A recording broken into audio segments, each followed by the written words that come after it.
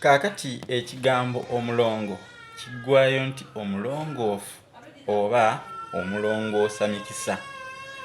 Bajjajjaffe kye basinga okulowoozaako mu baana abo abazaalibwa nga balongo nti baba baleese emikisa eri ababazadde mu maka omwo oba n'ekika kyonna, famire yonna eba eyolekedde emikisa. Kale kyova olaba mu kulamusa bakozesa nnyo ekigambo bweza. Bweza bwa mukasa. Obweza amakulu gaakyo kitegeeza emikisa. Emikisa. Emikisa gy'okugaggawala, emikisa gy'okuwangaala, emikisa gy'okuzaala. Kale nno ate ekigambo ezzadde kikoma ku balongo. Gwe bw'ozaala omuntu ogamba nti Katonda yatuwadde ezzadde, olina kugamba nti twafunye oluzaalo.